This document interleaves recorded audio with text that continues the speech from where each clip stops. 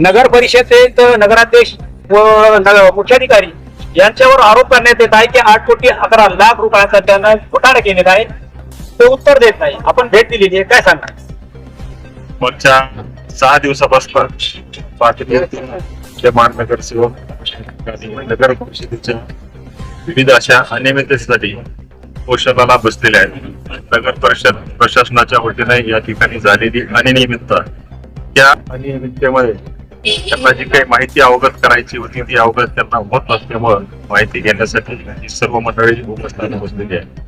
या भागाचा आमदार म्हणून, विधानसभा सदस्य म्हणून माझं कर्तव्य या ठिकाणी येणं, त्यांना भेटणं आणि त्यांचे जे काही प्रश्न आहेत ते जाणून घेणं, यासाठीच आज या ठिकाणी मी आलेलो आहे.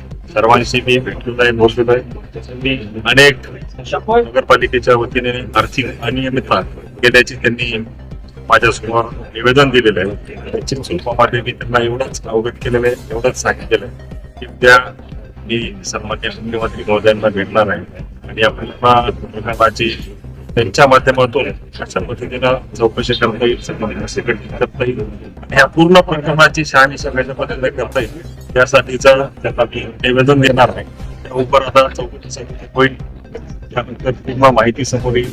त्यावेळेस निर्णय जे असेल ते राज्य सरकार किंवा जिल्हाधिकारी असेल, विभागीय आयुक्त असेल यांच्या माध्यमातून घेतला जाईल. 6 दिवस उलटून गेले तरी प्रशासनाकडून कोणी अधिकारी कर्मचारी यांच्याकडे येत नाही.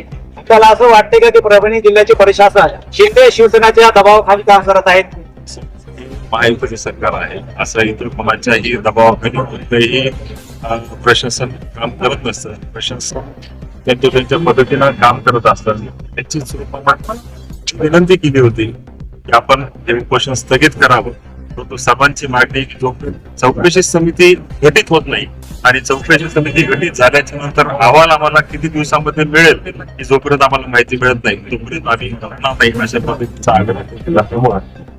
सक्रिय आहे, ते बसलेले लवकरच उपोषण सोडवण्यासाठी मी सुद्धा प्रयत्न करतो. शिवसेनेचे आमदार यांनी मागील 35 वर्षाच्या काळामध्ये 243 कोटीचा घोटाळा केलेला आहे. या संदर्भात आपले आमदार विधान परिषदेचे म्हणून, विधानसभाचे आमदार म्हणून काय प्रतिक्रिया असेल आणि उपोषणाला भेट कशी असेल? त्यांनी जो आरोप केलेला आहे त्याची मला कसलीही कल्पना नाहीये. ज्यावेळेस एखादा कागद समोर येईल त्याच्यावर भाष्य करणं किंवा त्याच्यावर चर्चा करणं हे आपल्यासाठी या ठिकाणी सोयीस्कर होईल. आज या ठिकाणी उपोषण बसलेलं आहे, त्यांनी माझ्यासमोर कागद या ठिकाणी दिलेला आहे, त्याच्या आधारे आज या ठिकाणी मी जे काही बोललेलं आहे ते बोलत आहे. आज आपण या उपोषण स्थळी भेट दिलेली. कार्यकर्ते, एक नगरसेवक, 2 नगरसेवक दिसत नाही आपल्यासोबत. 2 नगरसेवक जरा आमच्या व्यापामध्ये आहेत, त्यांचं काही त्यांच्याकडे वैयक्तिक त्यांचं काम चालू असल्यामुळे ते या ठिकाणी आले.